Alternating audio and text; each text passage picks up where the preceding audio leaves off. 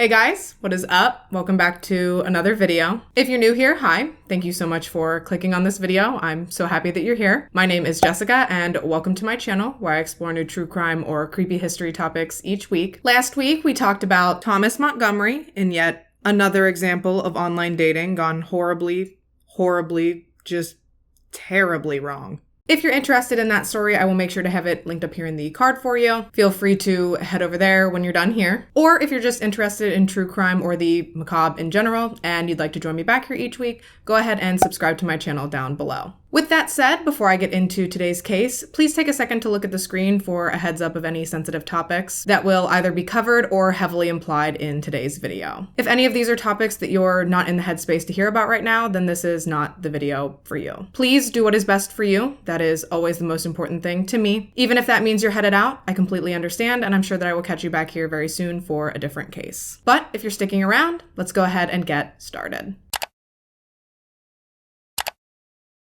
Vicki Lynn Hoskinson was born on February 2nd, 1976, in Tucson, Arizona, to her parents Rodney Hoskinson and Debbie Carlson. Vicki Lynn is described as a beautiful, witty, blue-eyed little girl who loved watching her grandfather race cars and playing softball. She's also described by her mother as having a depth of wisdom to her that went far beyond her 8 years. Unfortunately, the world was robbed of Vicki's wisdom and sparkle much too early. September 17th, 1984 began just like any other Monday for the Hoskinsons. They could have had absolutely no idea that that would be the day that their lives would change forever. It all started that afternoon when Vicki sat down with her mom to write out a birthday card for her aunt. And once they were done, Vicki asked her mother, or begged her mother rather, to take the card to the mailbox herself. You know how it is to be a kid. Having the opportunity to do anything that you've ever seen your parents do makes you feel really cool and grown up. And today, that task happened to be taking the mail to the mailbox. Normally, in this scenario, Debbie would have had her 11-year-old daughter Stephanie accompany Vicki to the mailbox, because up to this point, she had never let any of her children leave the house without using the buddy system. However, on that day in particular, Stephanie was finishing up track practice at school and wasn't home yet.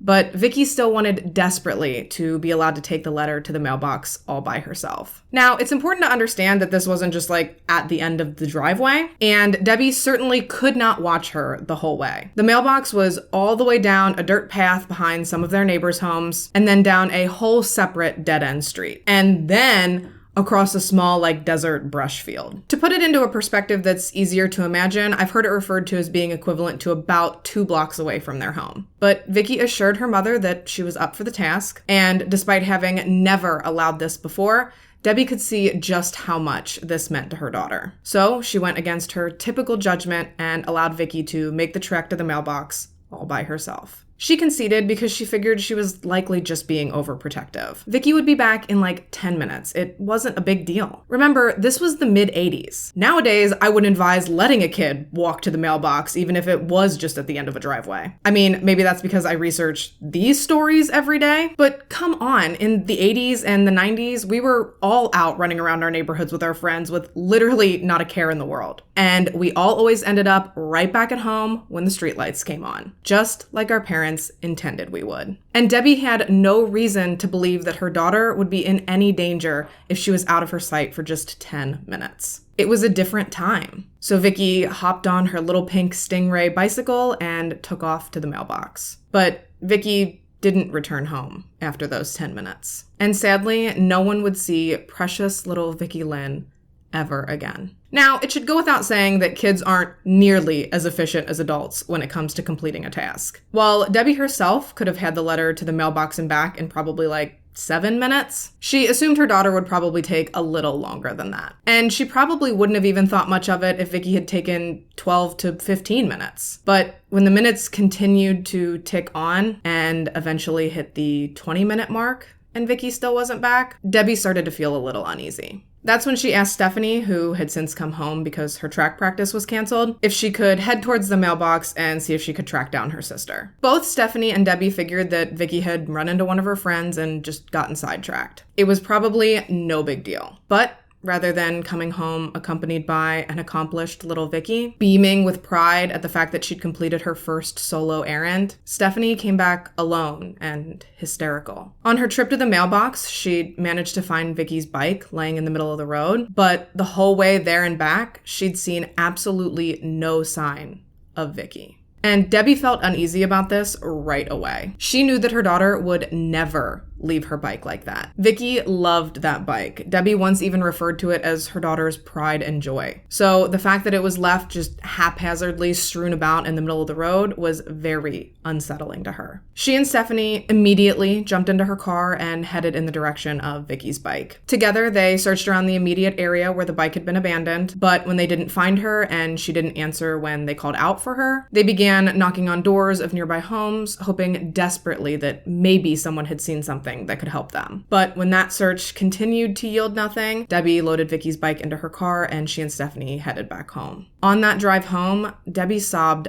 uncontrollably. Of course, she hoped more than anything that her daughter would return home safely. She couldn't help it. It was as if instinctually she knew that that wasn't going to happen. As soon as she and Stephanie arrived back home, Debbie contacted the county sheriff's office and reported Vicki Lynn missing. Deputies dispatched immediately to the home where Debbie provided them photos of her daughter, and a widespread search for the little girl began. Police initially believed that Vicki had likely just wandered off and failed to come home when she was supposed to, but as the search continued, it became clear that something much more sinister was likely going on here. As word spread, the community came out in droves to help aid in the search for Vicki Lynn. Hundreds of volunteers joined the search efforts. They did their best to comb through as much of the surrounding desert areas as they possibly could, all while police helicopters searched from above. During their search, police were approached by two preteen boys who claimed that they'd passed Vicki on her way to the mailbox. They then explained that before that, they'd seen a black sports car with California license plates driving really slowly through the area. The car had been driving so slowly that they actually managed to pass it on their bikes right around where Vicki's bike would ultimately be found. So they'd rode past the car and then past Vicki, who was heading in the direction of the car. Sorry, I feel like the way that I explained that was kind of confusing. Nevertheless, police felt as though the tip had some merit and was worth taking down and keeping in mind. To keep their search as organized as possible, police set up a command center at the local elementary school to act as sort of a hub for people to come and provide possible tips, leads, or information. And while they would receive plenty of tips regarding possible sightings of Vicki, all of them sadly turned out to be dead ends. As the hours turned to days, the community truly banded together to show their support to Vicki's family. Her photo was everywhere. It was in newspapers and on billboards. The story of her disappearance was covered on television on multiple occasions, and people in the community even tied yellow ribbons around their trees and their mailboxes to signify their hope for Vicki's safe return, as well as their support for her family. But no matter how far the story of her disappearance seemed to spread, police still had no promising leads and very little evidence to point them in her possible direction. Therefore, the FBI was called in to aid in the search for Vicki. They knew time was of the essence, as it always is in abduction cases. So they made sure to hit the ground running. They began questioning everyone she knew, hoping to stumble across something helpful. No matter how small, they just needed something to help them connect some sort of dots that hadn't been connected yet. And they finally got that exact something when they spoke to Vicki's school athletic teacher, Sam Hall. During his conversation with police, Sam noted that shortly before Vicki's disappearance, he'd seen a strange-looking man parked by the playground who appeared to be watching the children. He described the man as having long, unkempt hair and looking suspicious. Sam had actually been so uncomfortable with the feeling that he got from this man that he actually wrote down his license plate just in case. The plate information he provided to investigators was for a plate from California, and said plate had been affixed to a black sports car. They'd seen a black sports car with California license plates driving really slowly through the area. A Datsun 280Z, to be precise. Mind you, Vicki had gone missing just 1 block away from the school where Sam had seen this man. It seemed as though investigators had finally obtained a lead that was worth looking into. And when they ran the plate information, they discovered that the vehicle was registered to a man named Frank Jarvis Atwood. Unfortunately, the more they learned about Frank, the less hopeful they felt about the situation. As it turned out, Frank had quite a criminal record, most notably consisting of lewd or lascivious behavior and kidnapping. And it just so happened that he was on parole at the time of Vicki's disappearance. With this new and alarming information, the FBI decided their best move was to retrace the sheriff's department's steps, to go back and make absolutely sure that they hadn't initially missed or overlooked anything important. They started back where Vicki's bike had been found and did their due diligence to recanvass the area. And it's a good thing that they did, because during this second search, they noticed that a mailbox post about 25 feet away from where Vicki's bike had been abandoned was damaged. It was bent about a foot and a half off the ground, which investigators believed could have been the result of having been hit by a car. And from there, it became theorized that whoever had taken Vicki in their haste to flee the scene had accidentally hit and bent the post. Meanwhile, an all-points bulletin had been issued for Frank Atwood and his Datsun 280Z. And over the next 72 hours, investigators were able to trace him from California to Arizona to Oklahoma to Texas, just pinballing all over the southwestern U.S. They finally managed to actually catch up to him in Kerrville, Texas, where they apprehended him and brought him in for questioning. But unfortunately, during his interview, he was very careful to avoid incriminating himself, and ultimately he said nothing that could even begin to link him to Vicki's disappearance. Police began to fear that they were going to come up empty-handed yet again. That is, until one of the investigators noticed a spot of pink paint on the bumper of Frank's car. A shade of pink paint that just so happened to match the pink of Vicki's abandoned bicycle. It wasn't much, but it was enough for them to hold Frank on suspicion of kidnapping. Vicki's family was horrified when they were initially shown pictures of the man police believed to have kidnapped their sweet girl. Debbie recalls feeling as though he shared a resemblance to Charles Manson, and that she felt absolutely sick at the thought of him having anything to do with her daughter. So, who even was this man? I mean, who was he really? Frank Jarvis Atwood was born on December 9th, 1956, and he was raised by his parents in the affluent Brentwood section of Los Angeles. His childhood started off fairly normal and happy. He was heavily involved in his family's church, he was a good student, and his family was incredibly close. Everything seemed to be going very well for Frank until the summer of 1970, when, at age 14, Frank himself had been kidnapped and assaulted. An event that understandably, immediately changed everything about his life. Basically, overnight, he lost interest in his church, his musical instruments, and his sports. And he replaced them with the age-old troublemakers trifecta: sex, drugs, and rock and roll. To clarify, I don't believe that Frank's fall from grace actually had anything to do with his shift in interests, but that it actually had everything to do with him not knowing how to cope with his trauma. And unfortunately, his downward spiral was hard and fast. Psychiatric records detailed that following his kidnapping, Frank sold himself to men throughout his teen years, and that as an adult, he'd gone on to have multiple inappropriate encounters with children. This information kept Frank front and center as the prime suspect in Vicki's disappearance, even though he adamantly denied having anything to do with it. He was clearly capable of hurting a child, and that, coupled with the pink paint they'd found on the bumper of his car, investigators just couldn't accept the notion that they weren't on the right track.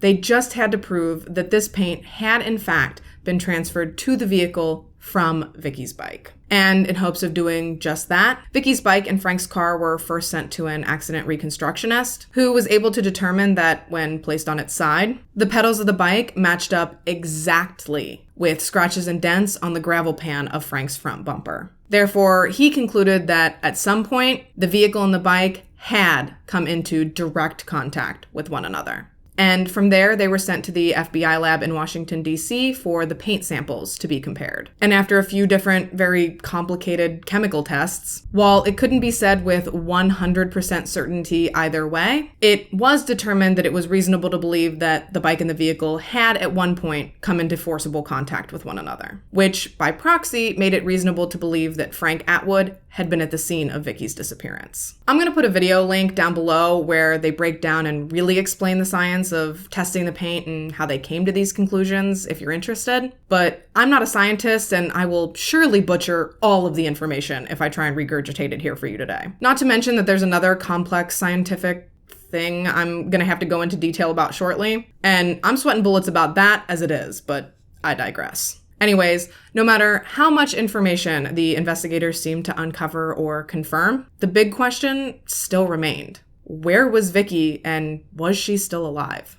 A question that would not definitively be answered until 7 months after she'd initially gone missing. On April 12, 1985, a hiker found a small human skull in the desert about 20 miles away from where Vicki's bike had been found. A significant portion of the full set of remains was eventually collected as well, but due to animal activity in the area, that did take quite a few days. However, having found the skull first, they were able to confirm using dental records that the remains did belong to Vicki Lynn Hoskinson. Debbie has stated in interviews that although she was obviously devastated by the news, that she hadn't been surprised. She said that she knew Vicki was gone before the sheriff even said a word to her, that she could just tell by the look on his face. It was an incredibly emotional time for everyone. Even the officers present when Debbie was informed of Vicki's passing comforted her through their own tears. The hope that Vicki would be found safely had really unified Tucson over the previous half a year, and being hit with the reality that she was gone really broke the community. This case had a massive impact on the area, and the outpouring of love and support that her family received following this tragedy, while it certainly doesn't change what happened, to know that her family was surrounded by so many supportive neighbors and friends is at least somewhat comforting. Vicki was laid to rest on May 30th, 1985, with more than 500 people in attendance. So many people turned out for this special little girl. It's really heartwarming. Following the discovery of Vicki's remains, Frank's charges were obviously upgraded from kidnapping to murder. But his lawyers argued that since he'd been in custody just 3 days after Vicki's disappearance, it was unrealistic to assume that he'd been the one to dispose of her body in the desert. That there was simply no way of knowing when her remains had been discarded, and that it could have easily been done by someone else while Frank had been in custody. Enter science. You see, it turned out that traces of a substance called adipocere found on the skull actually could determine that her body had been placed in the desert within 48 hours of her disappearance. Yeah, this is that science thing, so wish me luck. Adipocere needs water to form. And the only water that Vicki's body could have been exposed to following her passing was a set of rainstorms that had taken place within 48 hours of her disappearance. So that rainwater, mixed with bacteria from the desert and then left in high temperatures over the next few months, was what had caused the adipocere to form. And there was no way that without that water, the decomposition would have progressed the way it did. And with no other rain in the area before she was found, she had to have been placed in that desert within 48 hours of her disappearance. Meaning that Frank was 100% capable of having put her there before his arrest. Again, I'm going to leave a video link and a timestamp in the description to a video where you can listen to the actual medical examiner explain this, if you so choose. I did my best, but summarizing meticulous forensic science is hard. It was ultimately theorized by the prosecution that Frank had been prowling the town and looking for a child to abduct when Sam Hall had seen him by the schoolyard, and that it was probably only about a half an hour later that Frank had seen Vicki riding her bike, and that once he'd set his sights on her, her fate was sealed.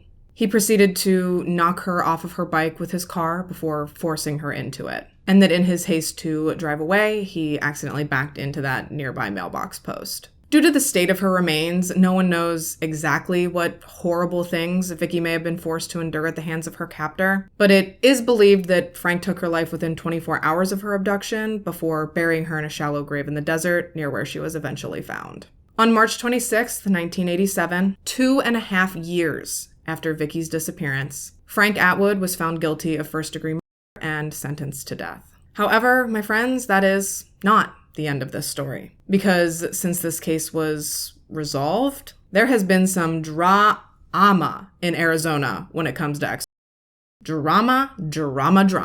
And it all stemmed from the execution of a man named Joseph Wood in 2014. Yeah, Joseph was administered a cocktail of drugs that was meant to be lethal. However, the dosage had to be repeated 15 times. The entire procedure took almost 2 hours, with Joseph struggling and gasping for air through the majority of it. So, because of this, Arizona temporarily halted executions pending a review of its procedures, a halt that has yet to end. In early 2021, Arizona correction officials announced that the state would soon resume executions following the 7-year hiatus. However, despite being able, they have yet to do so. And Frank Jarvis Atwood continues to sit on death row to this day.